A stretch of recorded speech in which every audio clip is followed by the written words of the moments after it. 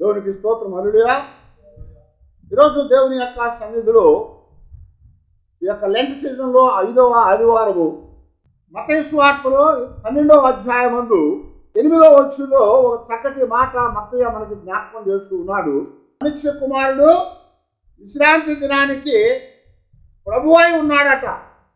ఎందుకు దేవుడు యొక్క మాటని ఆయన సెలవిచ్చాడని మనకి మత్తయి రాస్తూ ఉన్నాడంటే, ఈరోజు ఈ యొక్క శ్రమల కాలాల్లో 5వ ఆదివారం లెంట్ సీజన్లో యేసు ప్రభు వారి యొక్క అధికారాన్ని, యేసు ప్రభు వారి యొక్క ఆ పరలోకపు సంబంధమైనటువంటి ఆధిపత్యాన్ని ప్రశ్నించారు. అయితే ఇక్కడ ప్రభు చెప్తున్నాడు కదా, విశ్రాంతి దినమందు ఆయన చేసినటువంటి ఒక కార్యాలను బట్టి ప్రభువును చంపడానికి వారు అనేకమైన ప్రయత్నాలు కుట్రలు చేశారు. కానీ ఇక్కడ మనం గమనిస్తూ ఉన్నప్పుడు యేసుక్రీస్తు వారు ఒక దినాన తన శిష్యులతో కలిసి వెళుతూ ఉన్నారట. మొదటి నుంచి మనం చదువుతూ ఉంటే అక్కడ రాస్తున్నాడు కదా, ఆ కాలమందు యేసు విశ్రాంతి దినమున పంట చేలలో పడి వెళ్ళుచూ ఉండగా ఆయన శిష్యులు ఆకలి కొని వెన్నులు త్రుంచి తినసాగిరి అని మాట్లాడుతున్నారు. ఏం చేశారంట? విశ్రాంతి దినాన పంట చేలలో గుండా ప్రభువారు ఆయన శిష్యులు వెళుతూ ఉన్నారు. వాళ్ళు వెళుతూ ఉన్నప్పుడు ఆ ప్రక్కనే ఉన్నటువంటి ఆ తోటలో, అంటే ఆ చేలో ఉన్నటువంటి వెన్నులు తుంచారంట. వెన్నులు అంటే ఏంటి? ఆ పంటకు వచ్చిన కంకులు. ఆ పంటకు వచ్చిన కంకులు తీసి వారు తిన్నారట. అయితే వారు ఎందుకు తిన్నారా అంటే ఏమన్నారు? శిష్యులు ఆకలి ఉన్నందున వారు వెన్నులు తిన్నారు. కానీ ఈ సంఘటన ఏమైంది? పరిశీలు చూశారు. పరిశీలు చూసినప్పుడు వారు ప్రభువు వారి మీద తిరుగుబాటు చేశారు. ఏమంటున్నారంటే, ఇదిగో విశ్రాంతి దినమున చేయకూడనిది నీ శిష్యులు చేయిస్తున్నారని ఆయనతో చెప్పాడు. విశ్రాంతి రోజున చేయకూడనిది నీ శిష్యులు చేస్తున్నారు అని ప్రభువారి మీద వారు ఫిర్యాదు చేశారు. అయితే ఇక్కడ వాస్తవానికి తిన్నదెవరు? శిష్యులు తిన్నారు. వారు ఆకలిగా ఉండి శిష్యులు తిన్నారు. కానీ ఇప్పుడు ప్రశ్నించేది ఎవరున్నాయా అంటే ప్రభువారిని. ఎందుకంటే ఆయన శిష్యులు వారు. అయితే ఇక్కడ ప్రభు వారికి ఒక సమాధానం చెప్తా ఉన్నారు. ఆ సమాధానం ఏంటంటే 3వ వచనం అంటున్నాడు కదా, ఆయన వారితో ఇట్లనెను, తానును తనతో కూడా ఉన్నవారును ఆకలి కొని ఉండగా దావీదు చేసిన దాని గురించి మీరు చదవలేదా అని జ్ఞాపకం చేస్తున్నారు. ఇక్కడ యేసుక్రీస్తు వారు విశ్రాంతి దినాన చేలో గుండా వెళుతున్నప్పుడు శిష్యులు వెన్నులు తుంపుకొని ఆకలిగా ఉండటం ద్వారా కొన్ని గింజలు నోట్లో వేసుకొని నవ్వులతో తినటం జరిగింది. అది విశ్రాంతి దినాన చేయకూడని పని అని పరిసయ్యులు ప్రభువుని ప్రశ్నిస్తున్నారు, నిందిస్తున్నారు. అయితే మనం జాగ్రత్తగా మనం గమనించినట్లయితే దేవుని యొక్క లేఖనాల్లో దేవుడు 6 దినాలు సృష్టిని కలుగు చేశాడని, 7వ దినమందు ఆయన విశ్రాంతిని తీసుకున్నాడు. 6 దినాలు సృష్టిని చేసి 7వ రోజున విశ్రాంతిని తీసుకున్నాడు. కనుక ప్రభువు వారికి ఏం చెప్పాడంటే, మీరు కూడా 7వ రోజున విశ్రాంతి తీసుకోవాలి. అది సబ్బాతు దినం అని చెప్పాడు ఆయన. ఆ సబ్బాతు దినమందు మీరు విశ్రాంతి పొందాలి. ఎందుకంటే ఎందుకు వారికి విశ్రాంతి దినాన్ని ఇచ్చాడు దేవుడు అంటే, సబ్బాతుని ఇచ్చాడంటే, వాళ్ళ జీవితాల్లో వాళ్ళు ఇశ్రాయేలు ఎక్కడున్నారు? 430 సంవత్సరాలు ఐగుప్తు దేశంలో బానిసలుగా ఉన్నారు. వారు బానిసలుగా ఉన్నప్పుడు వారికి విశ్రాంతి అనేది లేదు. దేవుడు సృష్టిలో విశ్రాంతినిచ్చాడు. సృష్టిలో విశ్రాంతినిచ్చిన తర్వాత యోసేపు రాజుగా, ఫరో యొక్క అంటే ఐగుప్తు దేశపు రాజుగా ఉన్నంత కాలము బాగానే ఉంది. ఎప్పుడైతే యోసేపు చనిపోయాడో ఐగుప్తులో ఉన్నటువంటి ఆ రాజు ఏం చేశారంట? ఇశ్రాయేలు విస్తారం అవటం వలన ఐగుప్తులో ఉన్నటువంటి వారిని బానిసలుగా చేశారు. వారిని బానిసలుగా చేసిన కారణం నుంచి వాళ్ళ జీవితాల్లో ఏమైంది? విశ్రాంతి అనేది కరువైపోయింది. వాళ్ళ జీవితాల్లో విశ్రాంతి లేక అక్కడ విశ్రాంతి దినమందు కూడా వారు పనిచేస్తూనే ఉండిపోయారు. కనుక దేవుడు వాళ్ళని విడిపించినప్పుడు ఆ సీనాయి అరణ్యంలోకి వచ్చినాక అక్కడ 10 ఆజ్ఞలు ఇచ్చాడు దేవుడు. ఆ 10 ఆజ్ఞలు ఇచ్చిన దేవుడు ఏం చేస్తాడంటే ఆ 10 ఆజ్ఞలో ఒక ఆజ్ఞ నియమించడేమని, విశ్రాంతి దినాన్ని మీరు ఆచరించాలని. ఎందుకు ఆచరించాలయ్యా అంటే మీ జీవితంలో విశ్రాంతి లేకుండా ఐగుప్తులో బానిసలుగా ఉన్నారు కనుక ఇప్పుడు నేను ఇచ్చినటువంటి విశ్రాంతిని మరలా మీరు ఆచరించాలి. అంతేకాదు ఆ విశ్రాంతి ఆచరించడం మాత్రమే కాదు, కానీ దేవుడు వాళ్ళకి కొన్ని నియమాలు ఇచ్చాడు. ఆ నియమాలు ఏంటయ్యా అంటే విశ్రాంతి సంవత్సరం కూడా ఇచ్చారు వాళ్ళకి. విశ్రాంతి దినం అంటే 7వ దినం, విశ్రాంతి సంవత్సరం అంటే 7వ సంవత్సరం కదా. 6 దినాలు పనిచేసి దేవుడు 7వ రోజున ఆయన పని మాని విశ్రాంతి తీసుకున్నాడు. 6 దినాలు పనిచేయండి, 7వ రోజున మీరు కూడా విశ్రాంతి తీసుకోమని చెప్పాడు. అదే ప్రకారము విశ్రాంతి సంవత్సరాన్ని కూడా ఇచ్చాడు. ఆ విశ్రాంతి సంవత్సరం ఏదయ్యా అంటే 7వ సంవత్సరం. ఆ విశ్రాంతి సంవత్సరం ఏం చెప్పాడంటే మీరు పొలంలో పంట వేయకూడదు. గమనించారా? మీరు పొలంలో పంట వేయకూడదు. ఎందుకనంటే అది విశ్రాంతి సంవత్సరం. భూమికి కూడా దేవుడు విశ్రాంతినిచ్చాడు. ఆ సంవత్సరం మీరు పంట వేయకూడదు. ఒకవేళ ముందు సంవత్సరము దేవుడు ఎక్కువగా పండిస్తానని చెప్పారు. ఇశ్రాయేలు అరణ్య యాత్రలో ఉన్నప్పుడు దేవుడు ఏం చేశాడు, వాళ్ళు తినడానికి లేదు ప్రభు అని బుర్రపెట్టి దేవుని మీద శోధించినప్పుడు పరలోకంలో నుంచి మన్నాను కురిపించారు. ఆ మన్నాను కురిపించినప్పుడు వాళ్ళకి ఒక నియమాన్ని ఇచ్చేమని, మీరు 6 రోజులు దాన్ని పోగు చేసుకోండి, 7వ రోజు అది మీకు పడదు. ఆకాశంలో నుంచి 7వ రోజున మీకు మన్నా కురవదు. మరి ఏమొచ్చింది? ఏమి రాదు కనుక 6వ రోజున ఎక్కువగా ఇస్తాను మీకు. 6వ రోజున ఎక్కువగా ఇస్తాను కనుక అదే మీరు కూర్చుకొని దాచుకోవాలి 7వ రోజు కోసం. ముందు 6 రోజులు దాచుకోకూడదు. 7వ రోజు మాత్రమే మీరు ఉండటం కోసం 6వ రోజును దాచుకోవాలని చెప్పాడు దేవుడు. కనుక అదే ప్రకారము 6వ రోజున ఎక్కువ ఇచ్చాడు, దాన్ని పోగు చేసుకొని దాచుకున్నారు వారు. అయితే ఇక్కడ 6వ సంవత్సరం కూడా పంటను ఎక్కువ ఇచ్చాడు. అందువలన 7వ సంవత్సరం పంట వేయొద్దన్నాడు. 7వ సంవత్సరం వర్షం పడుతుంది, మంచు పడుద్ది, ఆ పొలాలు తడుస్తాయి, ఆ పొలాల్లో జారిపోయినటువంటి గింజలు మొక్క మొలుస్తాయి. అవి మొక్క మొలిసి అవి కూడా పంటకు వస్తాయి. ఒక్కోసారి ఏమవుద్ది, ఎక్కువ గింజలు ఉన్నప్పుడు ఎక్కువ పంట కనపడతా ఉంటుంది పొలంలో. అయ్యో నేను వేయలేదు కదా, మరి పంట ఎక్కువ వచ్చింది అని కోసుకోవడానికి వీల్లేదు. దేవుడు ఏం చెప్పాడంటే ఆ 7వ సంవత్సరము విశ్రాంతి సంవత్సరము పరదేశులకి, వెధవరాళ్ళకి, తల్లిదండ్రులు లేని వారికి, బానిసలకి అది విడిచిపెట్టమని చెప్పారు. వాళ్ళు వెళ్ళి ఆ పంట కోసుకుంటారు పండినప్పుడు. అదే ప్రకారము ప్రతి సంవత్సరం కూడా పంట కోసుకున్నాక కొంత పరిగా విడిచిపెట్టమని చెప్పారు. కొన్ని పనులు విడిచిపెట్టేయాలి.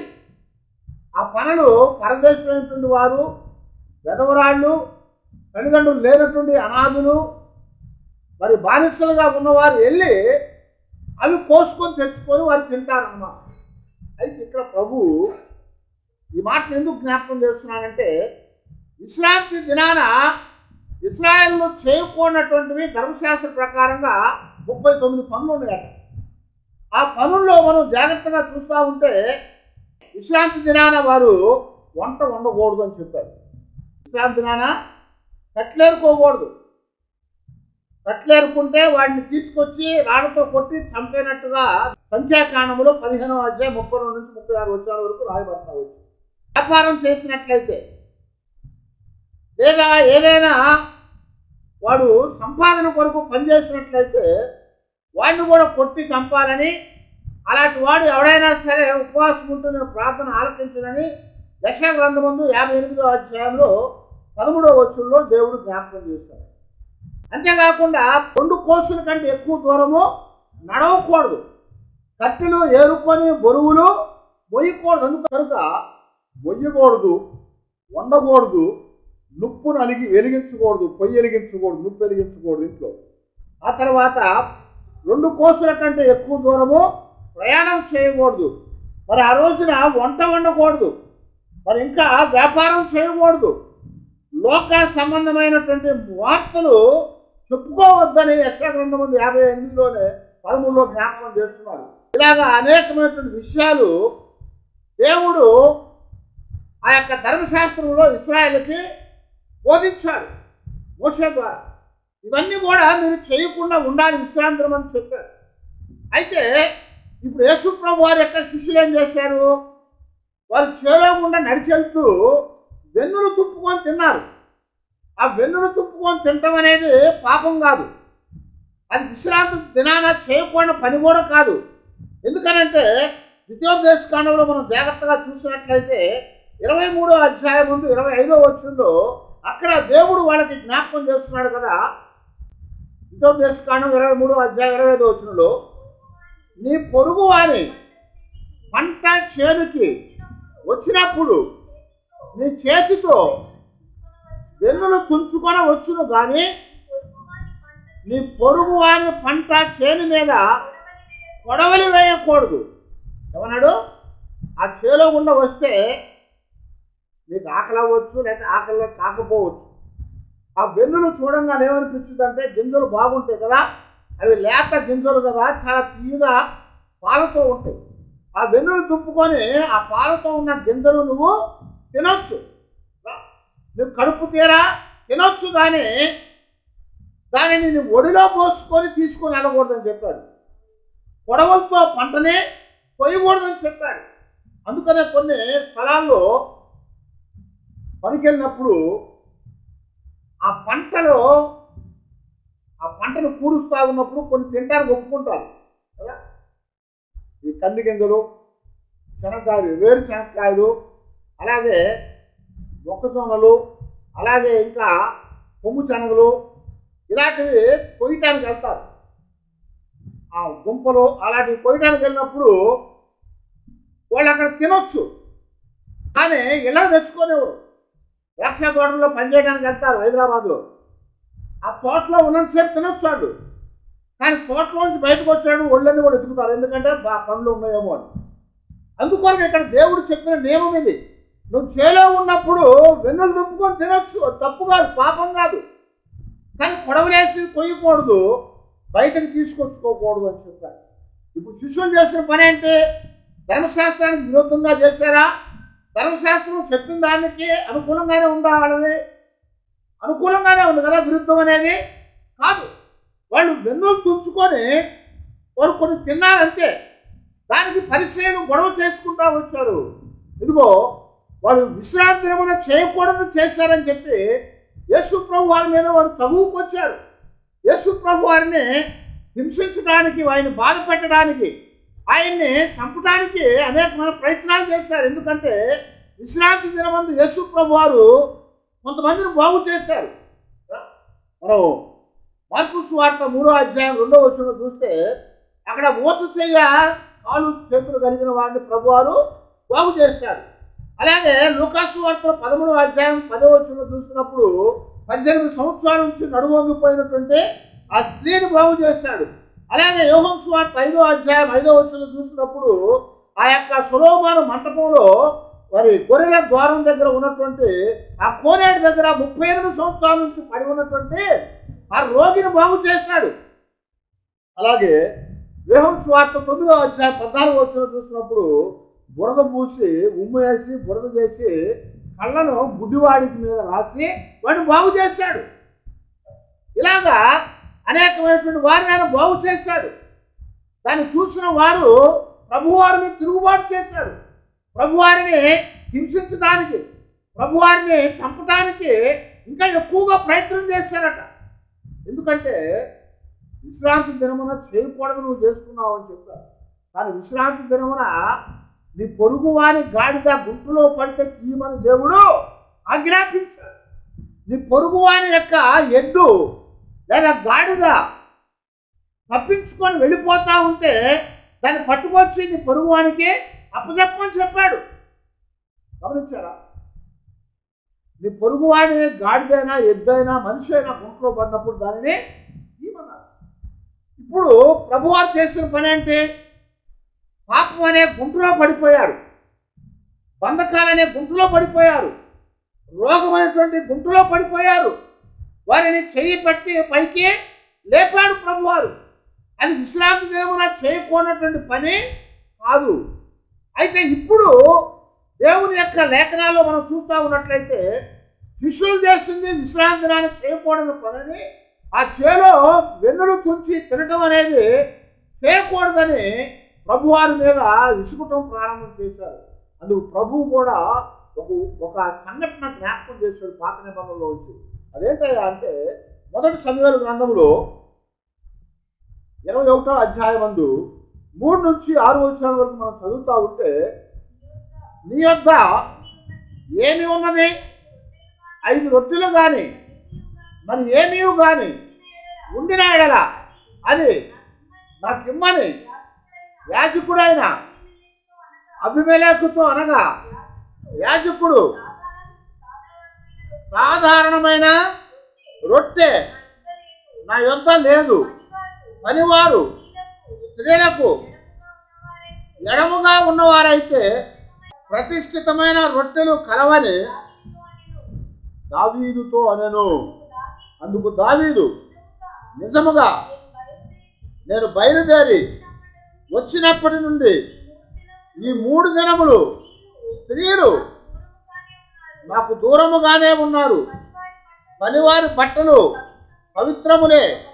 ఒకవేళ మేము చేయు కార్యము అపవిత్రమైన ఎడలనేమి రాజ్యాజ్ఞను బట్టి అది పవిత్రముగా ఎంచుదగునని యాజకునితో అనెను. అంతటా యెహోవా సన్నిధి నుండి తీసివేయబడిన సన్నిధి రొట్టెలు తప్ప అక్కడ వేరు రొట్టెలు లేకపోగా వెచ్చని రొట్టెలు వేయు దినమందు తీసివేయబడిన ప్రతిష్ఠితమైన రొట్టెలను యాజకుడు అతనికి ఇచ్చెను. చాలండి. ఇక్కడ ఒక సంఘటన మనకి యేసుప్రభు వారికి జ్ఞాపకం చేస్తాడు. ఈ సంఘటన ఏంటంటే, దావీదు సౌలు చేత తరం పడతా ఉన్నాడు. దావీదు సౌలు చేత తరం పడతా ఉన్నప్పుడు యోనాతాను అతనికి కాపాడటానికి ప్రయత్నం చేశాడు. అయితే ఇక్కడ ఏమైందయ్యా అంటే, ఆ యొక్క దావీదు మరి కొన్ని దినాలు తిండి లేకుండా చాలా ఇబ్బంది పడతా ఉన్నాడు. తనతో పాటు ఉన్న పనివారు వాళ్ళందరూ ఇబ్బంది పడతా ఉంటే యాజకుడైన అహీమేలు దగ్గరికి వెళ్ళి ఆ అహీమేలుతో అడుగుతున్నాడుగో, మాకు తినడానికి ఏమైనా దగ్గర ఉన్నాయా? రొట్టెలు ఏమైనా ఉన్నాయా? ఒక 5 రొట్టెలు ఉంటాయి ఇవ్వమని అడిగాడు. అందుకు ఆ యాజకుడైన అహీమేలు అంటున్నాడు కదా, సాధారణమైన రొట్టెలు అయితే నా దగ్గర లేవు. ఇప్పుడే రొట్టెలు ఉన్నాయట? దేవుని యొక్క సన్నిధిలో ఉంచేటువంటి ప్రతిష్ఠితమైన రొట్టెలు, సముఖపు రొట్టెలు అని చెప్పబడతాయి. ఒక పక్క దీపస్తంభము, మరో పక్క బల్ల ఉంటుంది.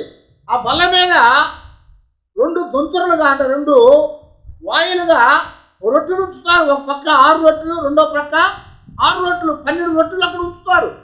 ఎందుకంటే 12 గోత్రాలకు సూచనగా 12 రొట్టెలు ఆ బల్ల మీద ఉంచబడతాయి.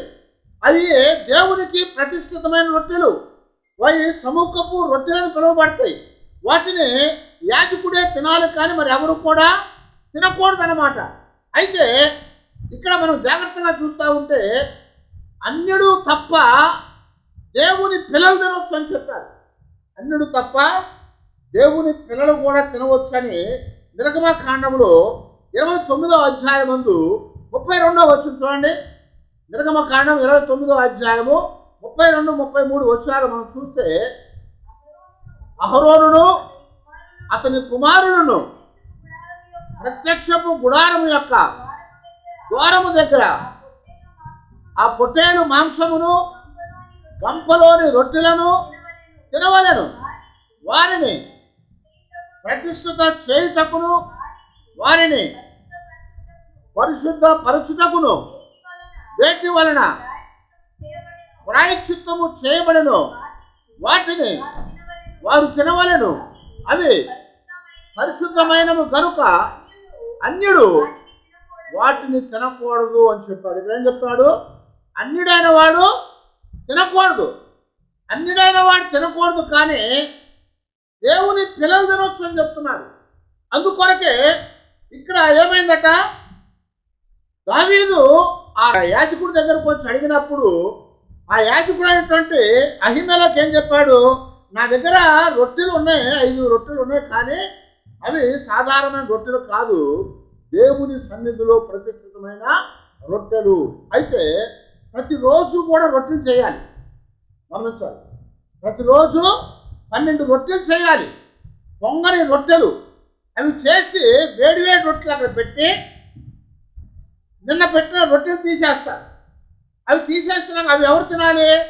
అహరోను తినాలి, అహరోను పిల్లలు తినాలి, దేవుని పిల్లలు తినాలి. అంటే యాజకులు తినాలి, వారే తినాలి, మరొకరు తినకూడదు. అందుకని దేవుని సన్నిధిలో తెచ్చినవి దేవుడు తన సేవకులకు అప్పగించాడు, వాళ్ళు తింటారు. అయితే ఇక్కడ ఒకవేళ అవసరమైతే అన్యుడు కాకుండా మిగిలిన వారు కూడా తినొచ్చు, ఎప్పుడు వాళ్ళు పవిత్రంగా ఉంటే.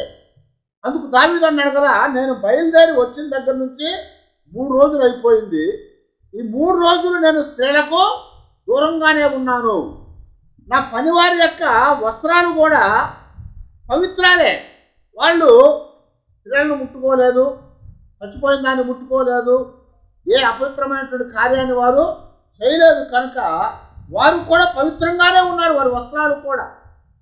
కనుక మేము ఆ రొట్టెలు తినటానికి యోగ్యులమని చెప్పి దావీదు ఏం చేశాడంట, ఆ యాజకుడైన అహీమెలెకు దగ్గర నుంచి ఆ సముఖపు రొట్టెలను, ప్రతిష్ఠించినటువంటి రొట్టెలను తీసుకొని దావీదు తన సేవకులు తిన్నారు. యేసు ప్రభువు ఈ మాటలు చెప్తా ఉన్నారు. ఎందుకు ఈ మాటలు చెప్పాడంటే, దేవుని పిల్లలు దేవుని సన్నిధిలో యాజకులు తప్ప మరెవరు తినకూడనటువంటి వాటిని రాసైనటువంటి దావీదు తన సేవకులు తిన్నారు. అయితే నేను ఎవరినో తెలుసా? ఎవన్నాడు ఆయన? మనుష్య కుమారుడు విశ్రాంతి దినానికి ప్రభువు, నేను విశ్రాంతి దినానికి ప్రభువునై ఉన్నాను, విశ్రాంతి దినానికి ప్రభువునై ఉన్నాను అని జ్ఞాపకం చేస్తున్నాను. విశ్రాంతి దినానికి నేను ప్రభువును కనుక, విశ్రాంతి దినము మనుషుల కొరకు ఏర్పాటు చేయబడింది, కానీ మనుషులు విశ్రాంతి దినం కొరకు ఏర్పాటు చేయబడాల. ఏమన్నాడు ప్రభు? విశ్రాంతి దినం అనేది ఎందుకు చేశాడు దేవుడు? ప్రజల కోసం చేశాడు, ప్రజల కొరకు విశ్రాంతి దినాన్ని ఏర్పరిచాడు. అంతేగాని విశ్రాంతి దినమున ప్రజలను విశ్రాంతి దినం కోసం చేయలేదు. కనుక ఇక్కడ ప్రభు ఏమని జ్ఞాపకం చేస్తున్నాడంటే, ఆయన మరి ఆ నిర్దోషమైనటువంటి దేవుని సన్నిధిలో ప్రతిష్ఠించిన రొట్టెలు దావీదు తన సేవకులు తిన్నప్పుడు, నేను విశ్రాంతి దినానికి ప్రభువునై ఉన్నాను, నా శిష్యులు ఆ వెన్నును తింపుకొని తినవచ్చని ద్వితీయోపదేశకాండములో దేవుడు చెప్పినటువంటి ఆ మాట ప్రకారం అవి తినకూడదా? అవి తినటం ద్వారా వారు అపవిత్రులా? అవి తినటం వల్ల మరి అది విశ్రాంతి దినాన్ని చేయకూడనటువంటి పని అని చెప్పి ప్రభువు వాళ్ళని గద్దించాడు. గమనించారా? వారిని గద్దించి విశ్రాంతి దినమున ఉల్లంఘించింది ఎవరయ్యా అంటే మీరే అని చెప్తున్నారు. ఎందుకు? మీరు చేయకూడని పనులు చేస్తున్నారు. వాస్తవానికి విశ్రాంతి దినాన సున్నతనే చేయకూడదు, కానీ ఇక్కడ దేవుని వాక్యంలో మనం చూస్తూ ఉంటే యోహాను సువార్తలో 7వ అధ్యాయంలో 22-23 వచనాలు, మోషే మీకు సున్నతి సంస్కారమును నియమించాను, ఈ సంస్కారము మోషే వలన కలిగినది కాదు, పితరుల వలననే కలిగినది. అయినను మీ విశ్రాంతి దినమున మీరు మనుషునికి సున్నతి చేయుచున్నారు. మోషే ధర్మశాస్త్రము మీరకుండినట్లు ఒక మనుషుడు విశ్రాంతి దినమున సున్నతి పొందును కదా. ఇట్లుండగా నేను విశ్రాంతి దినమున ఒక మనుషుని పూర్ణ స్వస్థత గలవానిగా చేసినందుకు మీరు నా మీద ఆగ్రహపడుతున్నారు ఏమి అని ప్రభు వాళ్ళని అడుగుతా ఉన్నారు. గమనించారా? విశ్రాంతి దినాన ఏం చేయకూడదట? సున్నతి చేయకూడదు. కానీ ఇశ్రాయేలు ఏం చేస్తున్నారు? ఆ విశ్రాంతి దినాన సున్నతి చేస్తున్నారు. ఆ సున్నతి అనేది ఎవరు ఇచ్చారు? మోషే నియమించాడు. కానీ మోషే ద్వారా వచ్చిందా? మోషే ద్వారా రాలా. మోషే నియమించాడు, కానీ అంతకంటే ముందు పితరుల ద్వారా వచ్చింది. ఎక్కడి నుంచి? అబ్రహాం దగ్గర నుంచి వచ్చింది. మోషే కంటే ముందు అబ్రహాం ఉన్నాడు. మోషే కంటే ముందు ఇస్సాకు ఉన్నాడు. మోషే కంటే ముందు ఎవరున్నాడు? యాకోబు ఉన్నాడు. మోషే కంటే ముందు 12 గోత్రాలు ఉన్నాయి. గమనించారా? అబ్రహాం ఆచరించాడు, ఇస్సాకు ఆచరించాడు, యాకోబు ఆచరించాడు, తన పిల్లలైన 12 మంది తను ఆచరించాడు. మోషే నియమించలేదు. మోషే ద్వారా సున్నతి రాలేదు. మోషే దాన్ని ఒక నియమంగా పెట్టాడు, మీరందరూ కూడా సున్నతి పొందాలని. అయితే అది పితరుల ద్వారా ఏర్పాటు చేయబడింది. పితరుల ద్వారా ఏర్పాటు చేయబడింది. మోషే మీకు నియమించినప్పుడు విశ్రాంతి దినమును చేయకూడనటువంటి దాన్ని కూడా మీరు చేస్తూ ఉన్నారు. అది పాపం కదా? అది తప్పు కాదా? అది శిక్షకు అర్హమైంది కాదా అని ప్రభు అడుగుతున్నారు. తప్ప కాదు. అది చేయకూడని పని చేయటము తప్పే. చేయకూడని పని చేసినప్పుడు రాళ్ళు పెట్టి కొట్టి చంపాలి. ఇలా నేను చెప్పినట్లుగా ఆ యొక్క నిర్గమక అది సంఖ్యాకాండంలో 15వ అధ్యాయంలో 32-36 వచనాలు ఏం చేస్తున్నాడు? ఒకడు కట్లేరుకుంటా ఉన్నాడు పొలంకి వెళ్ళి. ఆ కట్లేరుకుంటాను చూసి వాళ్ళు ఏం చేశారంట? వచ్చి మోసే చెప్పారు, ఇది వాడు కట్లేరుకొని మోసుకొని వస్తున్నాడయ్యా అని. మోసే వాడిని ఏం చేయమంటే వాడిని అడిగినప్పుడు మోసే దేవుని దగ్గర విజ్ఞాపన చేశాడు. దేవునికి దాన్ని చెప్పాడట మోసే. తెల్లారి దేవుడు ఏం చెప్పాడంటే వాడిని తీసుకొచ్చి పాలయానికి వెలుపులు తీసుకెళ్ళి రాళ్ళు పెట్టి కొట్టి చంపుకున్నాడు. కట్టిలేరుకొని మోసుకొచ్చిన వాడిని రాళ్ళు పెట్టి కొట్టి చమ్మని దేవుడే చెప్పాడు. సున్నతి చేయకూడదని దేవుడు చెప్పాడు. అది ఎప్పుడు? విశ్రాంతి దినాన. విశ్రాంతి దినాన సున్నతి ఆచరించుతున్నాడు. కానీ విశ్రాంతి దినాన సున్నతి ఆచరిస్తున్నారు. అయితే గుంటలో పడిపోయిన వాడిని లేపటము, రోగంతో ఉన్నవాడిని స్వస్థపరచటము మీకు అది విశ్రాంతి దినానికి వ్యతిరేకమైనదని ప్రభు అడుగుతున్నాడు వాళ్ళని. అందుకొరకే ప్రభు ఇక్కడ అన్నాడు కదా, నేను ఎవరినో తెలుసా? విశ్రాంతి దినానికి ప్రభువునై ఉన్నాను. ఆ పైన వచ్చినాడు మనం చూస్తూ ఉంటే మత్తయి సువార్త 12వ అధ్యాయము 6వ వచనంలో చూస్తే అక్కడ ఏమన్నాడు తెలుసా? ప్రభువు, నేను దేవాలయం కంటే కూడా గొప్పవాడను ఇక్కడ ఉన్నానని మీతో చెప్పుచున్నానన్నాడు. ఏమన్నాడు? దేవాలయం కంటే గొప్పవాడు ఇక్కడ ఉన్నాడని మీతో చెప్పుచున్నాను. మీరు యాజకులని విశ్రాంతి దినమున దేవాలయంలో విశ్రాంతి దినమును ఉల్లంఘించిన నిర్దోషులై ఉన్నారని మీరు ధర్మశాస్త్రం చదవలేదా? కాబట్టి దేవాలయం కంటే గొప్పవాడిని ఇక్కడ ఉన్నాను నేను. ఎవరైనా దేవాలయం కంటే గొప్పవాడు ఎవరు? యేసు ప్రభువారే. సొలొమోను కంటే గొప్పవాడు ఎవడని చెప్పాడు? యేసు ప్రభువారే. సొలొమోనుకి జ్ఞానం ఇచ్చాడు దేవుడు. కానీ కొలస్సీ పత్రికలో పౌలు గారు చెప్పినట్టుగా బుద్ధి, జ్ఞానం వాటి సర్వ సంపదలు కూడా ఎవరిలో ఉన్నాయి అన్నాడు? యేసుక్రీస్తు వారిలో ఉన్నాయి. యేసుక్రీస్తు వారిలో గుప్తమై ఉన్నాయి. కనుక సొలొమోను కంటే గొప్పవాడా కాదా? గొప్పవాడే కదా. దేవాలయం కంటే గొప్పవాడా కాదా? గొప్పవాడే కదా. ఈ దేవాలయాన్ని పడగట్టండి 3 రోజుల్లో కడతానని చెప్పాడు. 3 రోజుల్లో చనిపోయి తిరిగి లేచిన వాడు దేవాలయం కంటే గొప్పవాడా కాదా? గొప్పవాడు. అందుకొరకే ఇక్కడ ప్రభువు చెప్తున్నాడు కదా, సొలొమోను కంటే గొప్పవాడిని నేను, దేవాలయం కంటే గొప్పవాడిని నేను, విశ్రాంతి దినము కంటే కూడా గొప్పవాడిని నేను. ఎందుకంటే విశ్రాంతి దినానికి ప్రభువుని నేనని చెప్పాడు. కారణం ఏంటంటే విశ్రాంతి దినము మనుషుల కోసం దేవుడు ఏర్పాటు చేశాడు. విశ్రాంతి దినము కోసం మనుషులను ఏర్పాటు చేయలేదు కదా. ఆదాము అవ్వలను ఎప్పుడు చేశాడు? ఎప్పుడు చేశాడు? ఎన్నో రోజు చేశాడు? ఎన్నో రోజు? 7వ రోజు కాదు, 6వ రోజు చేశాడు. 6వ రోజున మానవుని సృజించాడు దేవుడు కదా. మానవుల్ని 6వ రోజున సృజించాడు. ఆ రోజున చాలా విషయాలు సృజించాడు దేవుడు. అయితే 6వ రోజున మానవుని సృజించాడు. విశ్రాంతి దినం ఎప్పుడు? 7వ రోజు. అంటే మానవుని సృజించినాక విశ్రాంతి దినం వచ్చిందా? విశ్రాంతి దినం తర్వాత మానవుడు వచ్చాడా? విశ్రాంతి దినము మానవుడి కంటే ముందు లేదు. మానవుడు మనుషుడు సృజించిన తర్వాత 7వ రోజు విశ్రాంతి దినం. అందుకొరకే దేవుడు ఏం చెప్తున్నాడు? ప్రభువారు మనుషుల కొరకు విశ్రాంతి దినం ఏర్పాటు చేయబడింది, అంతేగాని విశ్రాంతి దినం కోసం మనుషుల్ని సృజించలేదు. అందుకొరకు ఇక్కడ అంటాడు కదా, మనుష్య కుమారుడు విశ్రాంతి దినమునకు ప్రభు అయి ఉన్నాడు. విశ్రాంతి దినానికి ప్రభు అయి ఉన్నాడు కనుక విశ్రాంతి దినాన వెన్నులు దుంచుకొని తినడం పాపం కాదు ధర్మశాస్త్ర ప్రకారంగా. విశ్రాంతి దినాన మరి బాగు చేయటం పాపం కాదు. విశ్రాంతి దినాన స్వస్థపరచడం అనేది పాపం కాదు.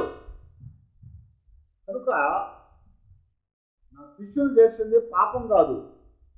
ఇదిగో మీరు దేవాలయంలో విశ్రాంతిని ఉల్లంఘించారు అంటున్నారు, కానీ విశ్రాంతిని నేను ఉల్లంఘించలేదు. విశ్రాంతిని ఏర్పాటు చేసిన వాడిని నేనే చెప్తున్నాను. ఎందుకు? ఆయన ఆది సంభూతుడైన వాడు, ఆయన చిత్తములో ఒకడైనటువంటి వాడు, తండ్రి కుమార పరిశుద్ధాత్మలో ఒకడాయన. అందుకనే అక్కడ ఏం రాస్తున్నాడు? మనము మనుషుని మన పోలికలో మన ఆకారమందు సృజిద్దామని చెప్పారట. మనం అంటే ఎవరు? ఆడ తండ్రి కుమార పరిశుద్ధాత్మ. త్రిత్వం అనేది అక్కడ ఉంది. వాళ్ళందరూ ఆ త్రిత్వంలో మాట్లాడుకుంటున్నారు. తండ్రి కుమార పరిశుద్ధాత్మ, అది ఏకత్వం. అది తండ్రి ఆయనే, కుమారుడు ఆయనే, పరిశుద్ధాత్మ ఆయనే. ఎలాగా? తండ్రి ఆయనే భూమి మీదకి కుమారుడుగా వచ్చాడు. ఆయనే భూమి మీదకి కుమారుడుగా వచ్చి పాపుల కొరకు చనిపోయి తిరిగి లేచి మరలా పైకి వెళ్ళిపోయినాక పరిశుద్ధాత్మను పంపించాడు. కనుక ఇప్పుడు తండ్రి ఆయనే ఉన్నాడు, కుమారుడు ఆయనే ఉన్నాడు, పరిశుద్ధాత్మ ఆయనే ఉన్నాడు. అందువలన ఇప్పుడేమన్నాడు? ఇదిగో మనుష్య కుమారుడు మరి విశ్రాంతి దినానికి ప్రభు అయి ఉన్నాడు. మనుష్య కుమారుడు దేవాలయం కంటే గొప్పవాడు, మనుష్య కుమారుడు సొలొమోను కంటే గొప్పవాడు అని చెప్పాడు. కాబట్టి మనము విశ్రాంతి దినమున చేయకూడని పనులు కొన్ని చేస్తూ ఉంటాం. మనకు విశ్రాంతి దినం అనేది సబ్బాత్ అనేది. విశ్రాంతి దినం అంటే సబ్బాత్. అది ప్రత్యేకంగా ఇశ్రాయేలుకు అప్పగించబడింది. ఇశ్రాయేలు సబ్బాత్ దినాన వారు పని చేయకూడదు. వాళ్ళు దేవుని ఆరాధించాలి, విశ్రాంతి తీసుకోవాలి. కానీ మనకి విశ్రాంతి దినం ఏదయ్యా అంటే సబ్బాత్ కాదు. విశ్రాంతి దినము ఆదివారం. ఎందుకనంటే విశ్రాంతి దినానికి ప్రభు అయినటువంటి వాడు యేసుక్రీస్తు వారు చనిపోయి పాతి పెట్టబడి 3వ రోజున పునరుద్ధానుగా లేచాడు. ఆయన లేచిన రోజు ఏది? ఆదివారం. ప్రభు లేచిన రోజు ఆదివారం. ఆదివారం విశ్రాంతి దినం కాదు, ఆదివారం ప్రభు దినం అని చెప్పాడు దేవుడు. అందుకనే ఆదివారం అంటే ప్రభు దినమందు నేను ఆత్మవశుడైతుని అంటాడు యోహాను గారు. ఎప్పుడట? ప్రభు దినము. ఏ రోజు అది? ఆదివారం. ప్రభు దినమందు నేను ఆత్మవశుడుగా చేయబడ్డానంట. ప్రభు దినం కోసం మనం కనిపెడతా ఉన్నామంటున్నాడు. కనుక ప్రభువు విశ్రాంతి దినానికి ప్రభు అయి ఉన్నాడు మనుష్య కుమారుడు. అంతేగాని ఆయన విశ్రాంతి దినాన్ని పాటించడానికి కాదు. విశ్రాంతి దినం మనుషుల కోసం ఏర్పాటు చేయబడింది, కానీ విశ్రాంతి దినం కోసం మనుషులు ఏర్పాటు చేయలేదు. దావీదు అంతటి వాడే, సామాన్యమైన వాడంటే యాజకుడు కానటువంటి వాడే వెళ్ళి ఏం చేశాడు? దేవుని సన్నిధిలో ఉన్న సముఖపు రొట్టెలను తన పనివారికి ఇచ్చాడు. కనుక నా శిష్యులు వెన్నులు తుంపుకొని తినడం తప్పు కాదు, పాపం కాదు అని యేసు ప్రభు వారిని గద్దించాడు. వారిని గద్దించి మనుష్య కుమారుడు విశ్రాంతి దినానికి ప్రభువుగా వచ్చాడు. కనుక మనుష్య కుమారుడు అని యేసుక్రీస్తు వారు విశ్రాంతి దినానికి ప్రభువుగా వచ్చాడు, కానీ విశ్రాంతి దినమును ఆచరించడానికి రాలేదు. ఆయన సబ్బాతును ఆయన ఆచరించాడు శరీరంతో ఉన్నప్పుడు కదా. ఆయన శరీరంతో ఉన్నప్పుడు ఏం చేశాడు? ప్రతి సబ్బాత్ దినాన ఆయన దేవాలయానికి, అంటే ఏంటి, దేవాలయానికి వెళ్ళాడు, ఆ సమాజ మందిరానికి వెళ్ళాడు. ఆయన ఆ ప్రవక్తల గ్రంథాలు తీసుకొని చదివాడు, బోధించాడు. ఇలాగా ఆయన బ్రతికున్నప్పుడు సబ్బాత్ దినాన చేయవలసినటువంటి విశ్రాంతి దినాన్ని ఆచరించాడు ఆయన. కానీ సబ్బాత్ దినాన ఆచరించిన తర్వాత ఆయన లోకుల కొరకు చనిపోయి తిరిగి లేచిన తర్వాత ఆ మనుష్య కుమారుడు మరి ఆదివారము తెల్లవారుజామున పునరుద్ధానుడుగా అయ్యాడు. కనుక ఆదివారాన్ని ఇప్పుడు మనకు విశ్రాంతి దినంగా ఇవ్వబడింది. ఆదివారం మనకి దేవుని ఆరాధించేటువంటి దినంగా ఇవ్వబడింది. ప్రతిరోజు దేవుని ఆరాధించాలి. ఆయన మనుష్య కుమారుడు విశ్రాంతి దినానికి ప్రభువే, కానీ ఆయన మన కొరకు చనిపోయి తిరిగి లేచి ఆదివారం ఉదయాన పునరుద్ధానుడు అయ్యాడు. ఇప్పుడు ప్రభు దినం అంటే ఏదయ్యా అంటే శనివారం కాదు, ఆదివారం. అందుకొరకు ఇక్కడ దేవుడు చెప్తున్నాడు కదా, విశ్రాంతి దినాన్ని మీరు ఆచరించారు, కానీ విశ్రాంతి దినాన్ని చేయకూడదు మీరు చేసి దేవుని శాపాన్ని తెచ్చుకుంటున్నారు. నా శిష్యులు చేసింది తప్పు కాదు అని ప్రభు వారిని గద్దించి వారితో చెప్తున్నాడు కదా, మనుష్య కుమారుడు విశ్రాంతి దినానికి ప్రభు అయి ఉన్నాడని చెప్పి వారిని గద్దించినప్పుడు వారు అక్కడి నుంచి చనిపోయాక ఆయన మీద నేరము మోపడానికి, ఆయన విశ్రాంతి దినాన స్వస్థపరుస్తున్నాడని, ఆయన విశ్రాంతి దినాన మరి బోధిస్తూ ఉన్నాడని, ఆయన విశ్రాంతి దినాన్ని అనేకమైన కార్యాలు చేస్తున్నారని, ఆయన శిష్యులు దాన్ని పాటించట్లేదని ఆయన మీద మరి నేరాలు మోపి ఆయన్ని మరి ఎక్కువగా ద్వేషించి చంపడానికి ఆలోచన చేశారని బైబిల్ రాయాలి. కనుక ప్రియ దేవుని బిడ్డలారా, ఈ యొక్క లెంట్ సీజన్లో 5వ ఆదివారం నాడు దేవుడు అంటే ప్రభువు అంటే మనుష్య కుమారుడు యేసుక్రీస్తు వారు విశ్రాంతి దినానికి ప్రభువుగా వచ్చాడు. ఆయన ఆ విశ్రాంతి దినాన్ని ఆయన ఆచరించాడు. మనం విశ్రాంతి దినాన్ని ఆచరించాల్సిన పని లేదు, సబ్బాతుని ఆచరించాల్సిన పని లేదు. ఎందుకంటే ప్రభు ఆచరించి ఆయన చనిపోయి తిరిగి లేచి ప్రభువు దినాన్ని మనకు ఏర్పాటు చేశాడు. ఆ దినము మనం అందరం కూడా దేవుని ఆరాధించే వారంగా ఉండాలి. ప్రతిరోజు దేవుణ్ణి ఆరాధించాలి. దావీదు రోజుకి 7 సార్లు ఆరాధన చేశాడు. దావీదు రోజుకి 7 సార్లు దినానికి ఆరాధన చేశాడు. 3 సార్లు ఆయన ప్రార్థన చేశాడు. గమనించారా? ప్రతి నిత్యము మనం దేవుని ఆరాధించాలి, ప్రతి నిత్యము దేవుని స్తుతించాలి, ప్రతి నిత్యము దేవునికి మనం ప్రార్థన చేయాలని చెప్తున్నాడు. కనుక మనుష్య కుమారుడు చెప్పినట్లుగా సబ్బాత్ దినాన్ని మనం ఆరాధన చేసుకోవాలి. సబ్బాత్ దినాన్ని మనం దేవునికి మొరపెట్టుకోవాలి.